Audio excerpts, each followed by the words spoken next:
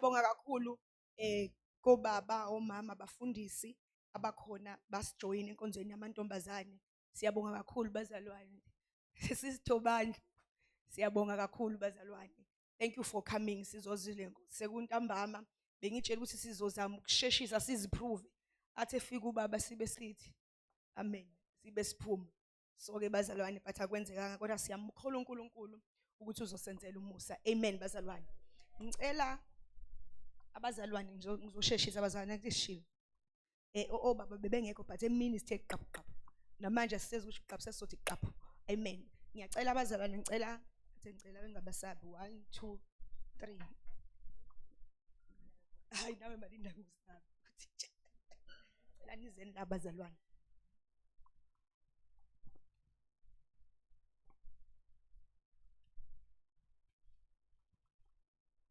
Ngicela la ubhale noma ningababoleka amapeni kuze kuzoshesha. Ya, ngicela ubhale nje. Asibaboleke ukuthi babhale bonke. Uzobhala kuzukubona umuntu. Uzobhala wena. Ngicela ubhale anything noma yini ayizukubona umuntu. Ungazubhale izinto ezinhle because izofunda cha izukubona umuntu. Ngicela ubhale anything othi uze kwi-conference ngoba unayo. Ayide ubuyidinga uNkulunkulu, ubuyithandazela uNkulunkulu, ubuyibonga uNkulunkulu kodwa nje into ozela ukuthi yazi uNkulunkulu mangase ungenzeli ukuthi noma into othe usuhlale phansi yavuka. Ngicela ubhale any need, anything ongayibhala uNkulunkulu. Like umbhalela incwadi. Bhalela uNkulunkulu but just encane. Ungabhali phela ukuthi uNkulunkulu ngiyakubingelela egameni kaJesu cha. Thana nje bhala noma yini ofuna ukuyibhala uNkulunkulu bhala. Not a paragraph. Yes. Ayo oyifunayo ake ngisho njalo mhlambe kubelula. Oyifunayo uNkulunkulu noma imthandazo wakho bhala e3. Sheshisana bazalwane ngoba sithe sithi qapha sisho qaphu qaphu. Oseqedile meseyeza abazalwane exercise nje encane.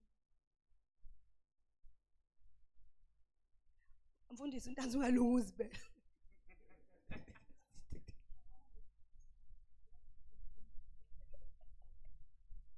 Ngishilo bazalwane ngathi umfundisi utanzi mayekhuluma athi abafuna umshado bathula ngathi uma uthula uzazi uyafuna uNkulunkulu uzokuncisha. Amen. Siyacela ke bazalwane nizeni ngaphambili. Uyigoqe nje kahle. Uze nayo ngaphambili uze altar. Ufike uhlale altar. Nazo le nto yakho.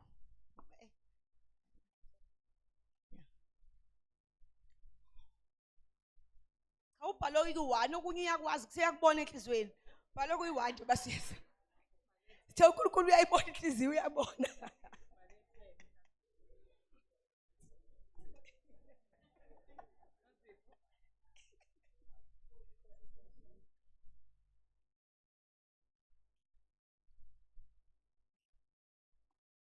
Izinto enize nazo nileze nibhale phansi. Nize nazo ealtar kaNkulunkulu. Nebazalwane labazalwane bayibhalile izinto abaze nazo namhlanje bebezoyifuna. Baziletha ealtar kaNkulunkulu. Amen. Siyacela ke bazalwane lokho cela nihambe niphindele emuva.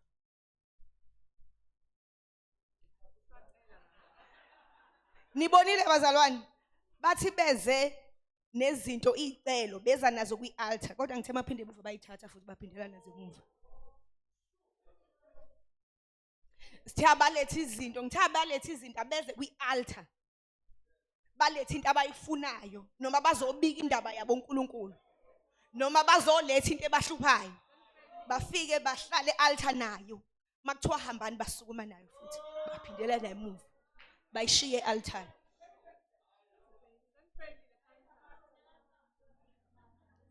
Singena enkonzweni unento uthi yazini uyabona le namhlanje ngizoyithulula kuziwe kuze altar khona uthi ngizoyishiya mawusukuma kuthiwa hamba uyayicinga kodwa praise God ukuthi namhlanje singene nakho sizokushiya kusalile ikhalo esingene nazo sifike sayishiye altar. Hallelujah. Hallelujah. Ngake ngatshela abazalwane ngathi altar indawo yokukhala ngoba iBhayibheli lithi kwakukhona ingelosi eyayiphethe isitsha segolide ime altar umsebenzi wayo yayiwenza altari, siyabingelela umfundisi engene, yayamukela izicelo zabazalwane ziphoseka khona nezinyembezi zabo. Ngatshela abazalwane ukuthi e-altari izinyembezi zishiwa la, ukhalelwa la, akukhalelwe endlini, akukhalelwe ekhaya, akukhalelwe emotweni. Uma kukhona into izwayo ukuthi ibhlungu iziwe altar, ngoba uma kukhona into oyifunayo ukhalele ekhaya kusuke sekudeploye ingelosi already, ngoba kuyaziwa ukuthi abantu bebezoza la ekseni uNkulunkulu udeploye ingelosi ukuthi mhlawumbe ngideploya 4 lezi ziresponsible ziyolanda umthandazo, ziyolanda umnikelo wakho, ziyolanda ukuthi nokuthi sifike zime altar zilinde. Zime kanje nezitshe izokhongozela izinyembezi zabazalwana bekho. Basemakhaya ngoba ukhubekile, akekho usemakhaya ngoba uyakhala, akekho ngoba usekhaya kwenzekala ini. But uma sise altar bazalwane, yonke into yethu sishiyela la. Manje sisesikhathini lapho iministry yeingelosi siyayibona ke, nazo ziyasebenza ke manje, zibhizi zideploy emhlabeni, ziyaphithizela, ziyasebenza. Akekho umuntu ohleli phansi manje, akekho uphumela, ziyasikhonza, ziyaseva. Mase sekuphutha uNkulunkulu uthi gijima uhambisele lo.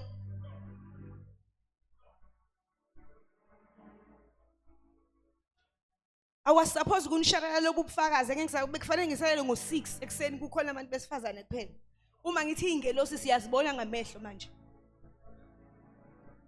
Zisemsebenzini nazo zibhizi, ziyaseva. Abantu ezibasevayo abazinakwazi. Zimile ikhangazele zilinde izitshe ukukhangazela izinyembezi. Abekho. Abekho nase altar, abekho nase nkonzweni. Kodwa praise God ukuthi abakhona namhlanje. uNkulunkulu uyasiza, uNkulunkulu uyasilekelela. Amen. Cela sifundeni bazalwane incwadi ya John chapter 2. John chapter 2. John chapter 2 from verse 1 to 10. Yep, ungangifundela ke manje. John chapter 2 verse 1 to 10. John chapter 2 from verse 1. Kwathi ngosuku lwesithathu kwakukhona umshado eKhana laseGalile. Wayekhona lapho unina kaJesu. NoJesu nabafundi bakhe babemenyiwe emshadweni. Kwathi kuba lisweleke iwayini, unina kaJesu wathi kuye, "Ngabanalo iwayini." UJesu wathi kuye, "Mame, ungene ngani kokwami na? Isikhathi sami asikafiki." Wathi unina ezincekweni, "Nayi kuphi akushokini anokwenza?" Kwakukhona lapho izimbiza zamatshe eziyisithupha zibekwe ngesiko lokuhlamba labaJuda, ziphethe ileso naleso izilinganiso ezimbili noma ezintathu. UJesu wathi ezincekweni, "Gcwalisani izimbiza ngamanzi." Zazigcwalisake. Wayesethi kuzo, "Yikhani manje niyise kumphathi wokudla." Zayisake. Umphathi wokudla ezwa amanzi aphenduka iwayini, engazi ukuthi livelaphi. Kepha izinceke ezaziwakhila amanzi bezazi. Umphathi wokudla wabiza umyeni wathi kuye, "Wonke umuntu ubeka iwayini elimnandi kuqala, kuthi lapha sebephuze kakhulu akhiphe elibi kunalo. Wena ugcinile elimnandi kuze kube manje." Amen. Siyabonga uNkulunkulu wethu ongcwele, izwi osilungiselele lona ntambama. Siyabonga ukuthi lizosisiza ngoba siyakholelwa kulo, siyakholelwa amandleni alo, siyakholelwa nasekukhulumeni kwalo nje. uNkulunkulu akekho njengawe egameni likaJesu. Amen. Siyabonga abazalwane, sifunda lencwadi lesiyaziyo umshado waseKhana. Ngiyazi ukuthi already abanye sekukhona intshumayelo abayishoyo ngaphakathi ukuthi laphela iwayini. Amen bazalwane. But ngicela sibuke nje abantu ababekhona la emshadweni. Kunama characters ayi4 avelayo engifuna ukwa maningi, but ngicela ukukhuluma ngalawa ayi4 avelayo ababekhona la emshadweni. Bible lithi number 1 ababekhona abashadayo, umakoti nomkhwenyana babekhona ngoba umshado wawungabo, kwakuyibona osingabo. Yibona ababe invite abantu, so yibona ababehleli lapha etafuleni umakoti nomkhwenyana. Number 2, uJesu wayekhona kulomshado lo, waye inviteiwe ekhona. Number 3, umuntu wayekhona umama kaJesu wayekhona. Number 4, ama servants ayekhona. Amen. Abashadayo babalekile ke, babebalekile la emshadweni ngoba phela umshado awungeke ungabikho, wawungeke ube khona wawungeke phumelele uma bengekho. Babaleke lokho kabashadayo. Phinde futhi again kube khona uJesu. Jesu I think babem-inviteile njengo one of the guests. Mhlambe khona wayeba-advise ukuthi im-invite in case of emergency, kodwa wayekhona uJesu. And kulama characters engiwabona la noma akhona la ukubaleka kaJesu sisazokubona masiqhubeka. iBhayibheli lithi kwakukhona noma kaJesu. Uma kaJesu uyena lo owa-observayo. Wa-observayo ukuthi amen. Uyazi labantu ngiyababona bagxuma. Kuyadanswa laphayana. Kodwa ngathi iwayini seliphelile. Umakoti nomkhwenyana bahleli laphaya bayakhonza mhlambe bashaya istep nefamily wabo. Then uma kaJesu wabona ukuthi khona osekushoda la.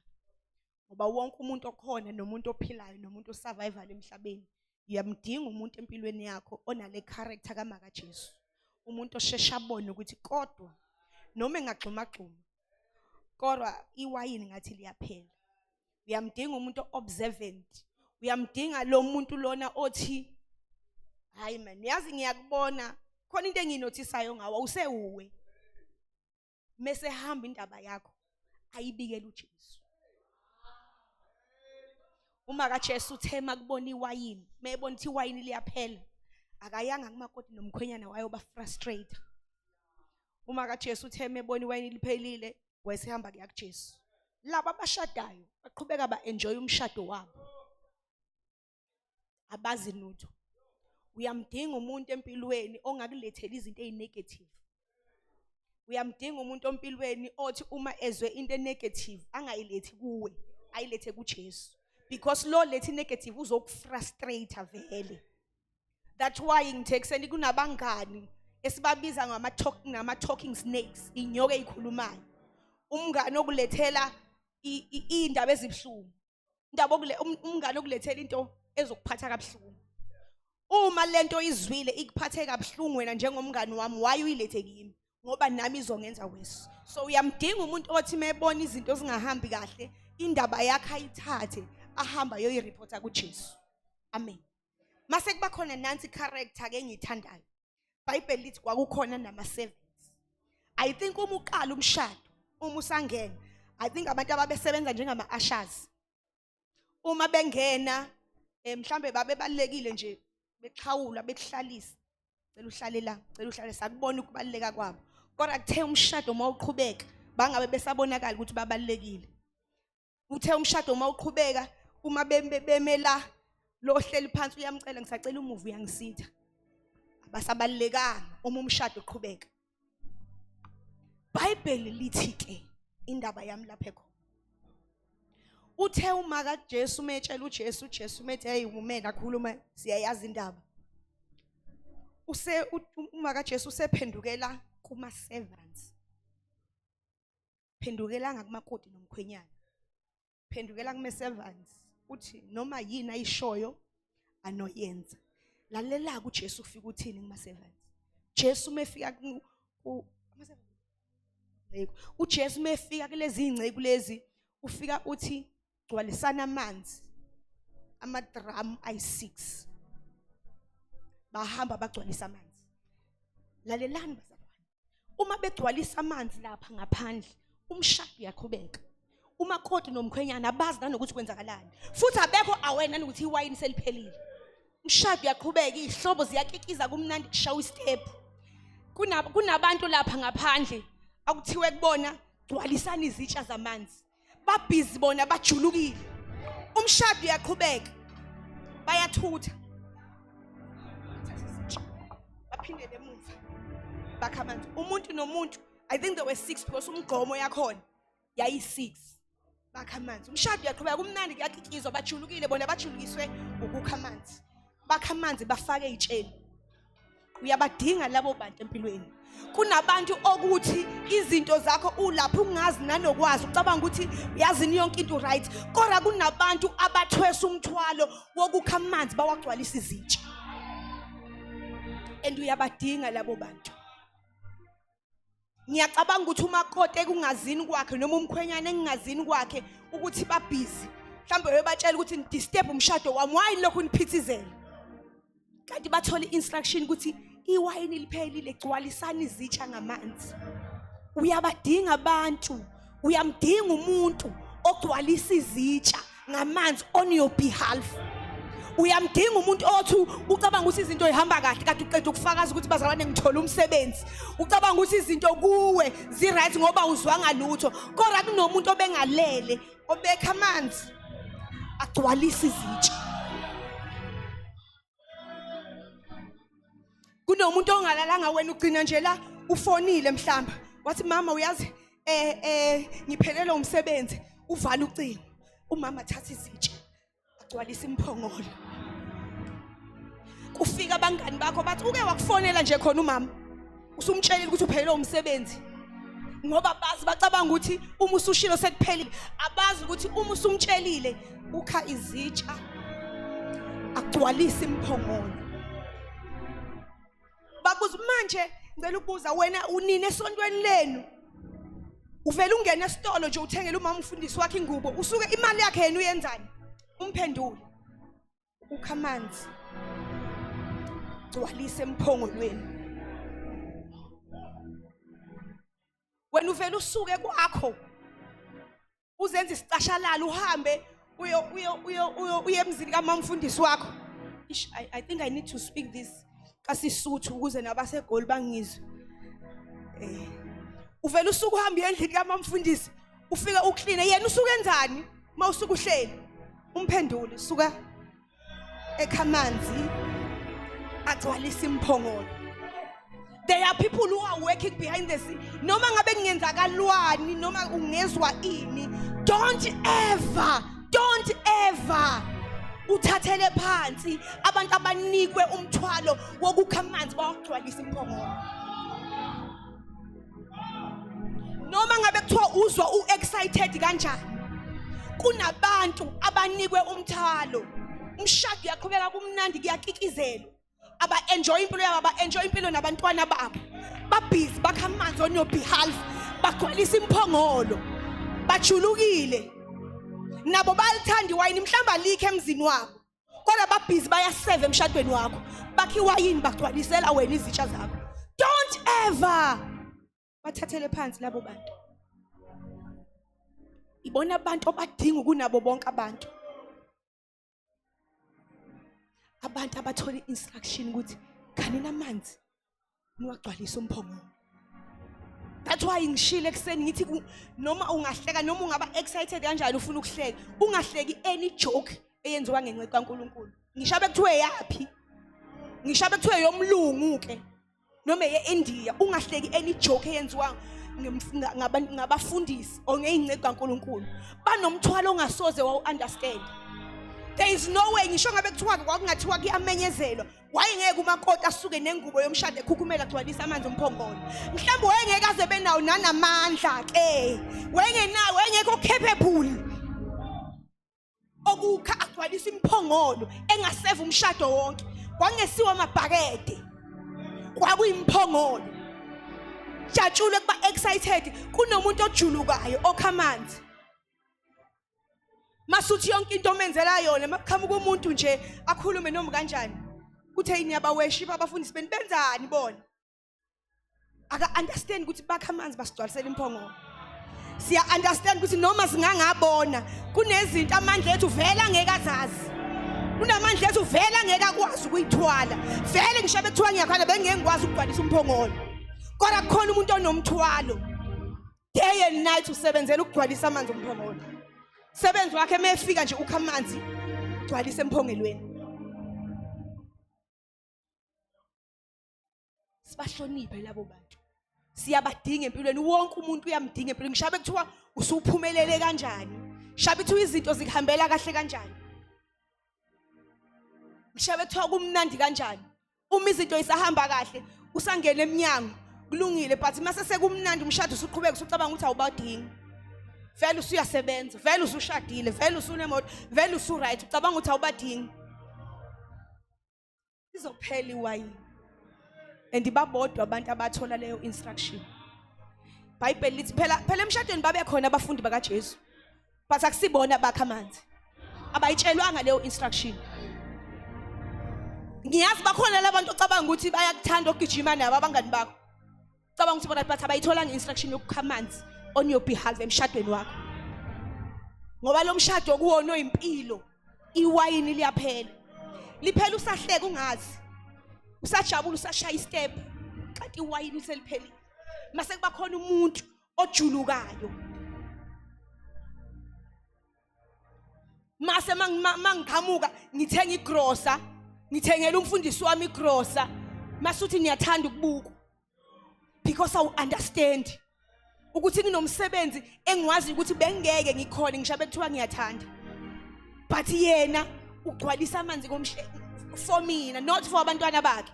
Ingceku lezi nalabantu abashadayo babengesizona nezihlobo zabo. They just servant, yabona nje bekwabantu nje ababezile.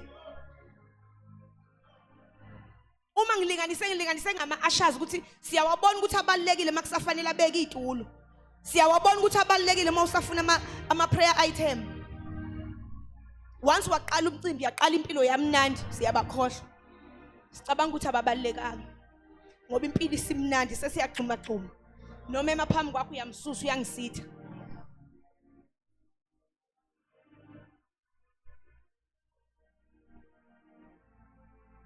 uNkulunkulu asisize. uNkulunkulu asilekelele igeneration esiphila kuyo. We engathi izinto zethu ngazi zicovene.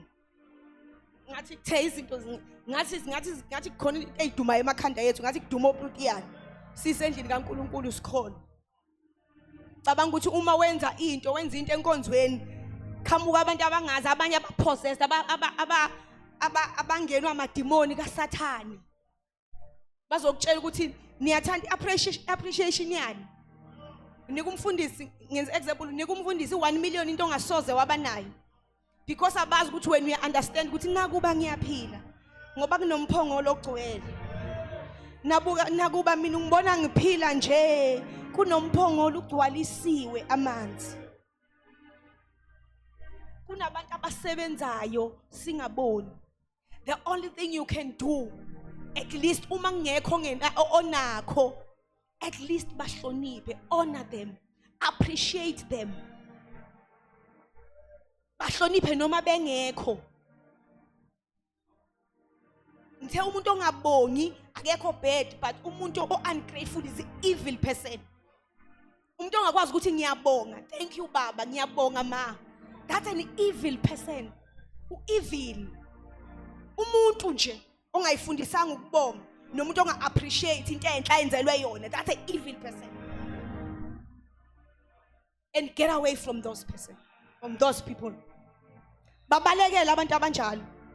Ngoba kade senze appreciation manje nje kunabantu akuguza kuhleka athi imali engaka. Because they don't understand. Bacabanga ukuthi impilo into nje ezenzakalayo nje. Bacabanga ukuthi impilo lento eshiwa ama-scientist ukuthi umuntu wavulwa qhuma nje from nowhere. And bacabanga ukuthi nabo bayaphila nje. Impilo nje into eyenzakalayo nje, ezenzakalelayo nje. Impilo is not about that. Uyabadinga la, yabona lama characters lawa ayi3 uyawadinga. Uyamdinga uJesu kule journey yempilo. Ongena Jesu ke Nkosi yami, uma kukhona umuntu la ongana Jesu, asimbali nabantu abaphila, usimbala nabantu abariskayo. Uma uvuka ekseni uyariska nje. Ufana nje ngegitha elivuka lingazi noma ngizobuya noma ngeke ngibuye. Ngiyaphuma nje, uma ngibuyile ngiyoba ngibuyile. Uma ungenawo uJesu awuphili, uyazi uma kubona kushona ilanga usuku survive. You need Jesus Christ. There is no life ngaphandle kaNkulunkulu. Even worse manje ke ayikho impilo ngaphandle kaJesu. Nonayo uJesu umphathe kahle. Nonayo uJesu zonke ngokukholeka. Nonayo uJesu sigcina ungcwele.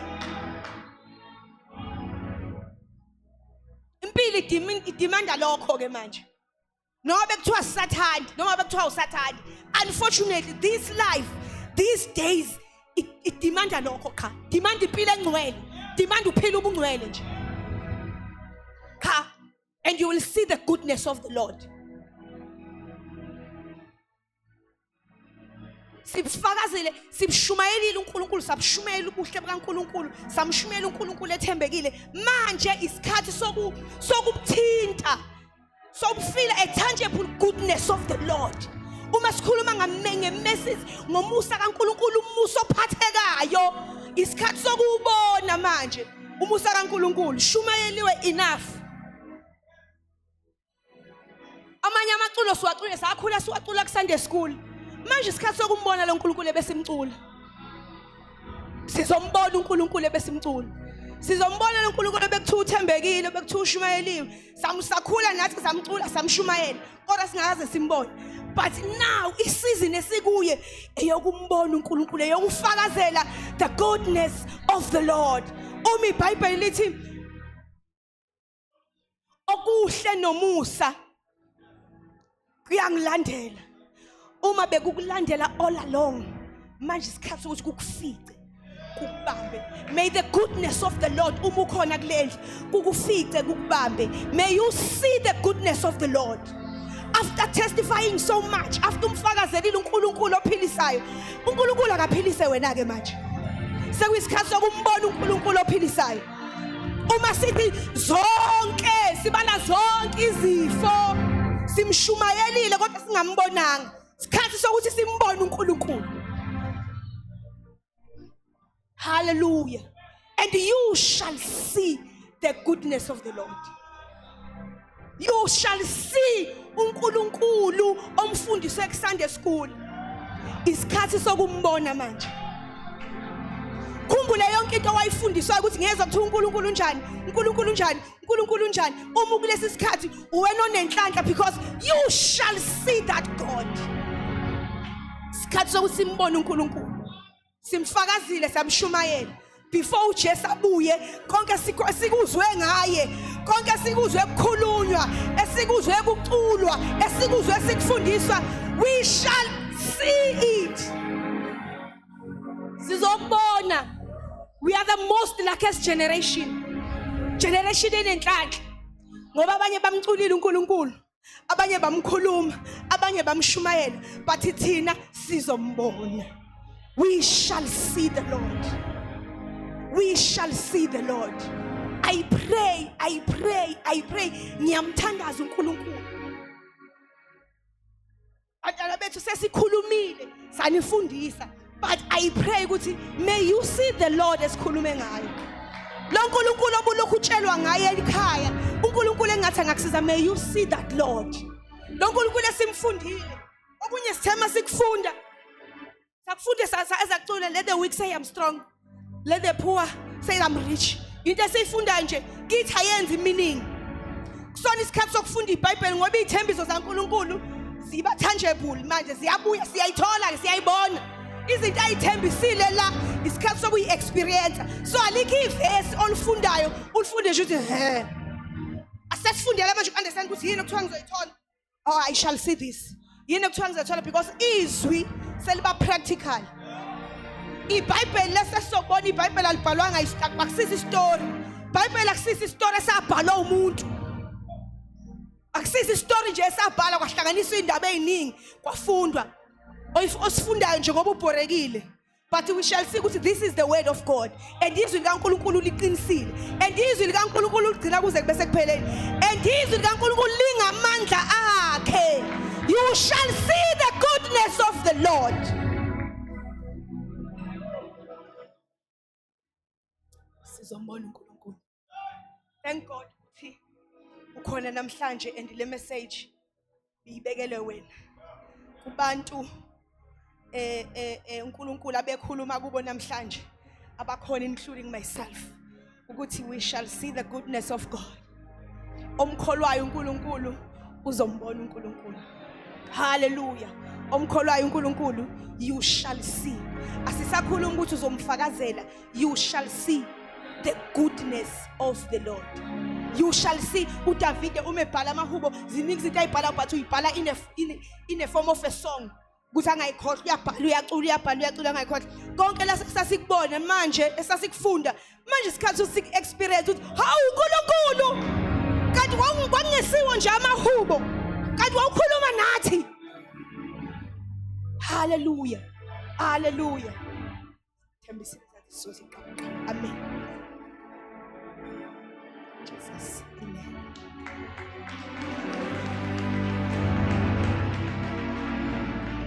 Cela uMamdiyala, waza uMamdiyala uzothandaza.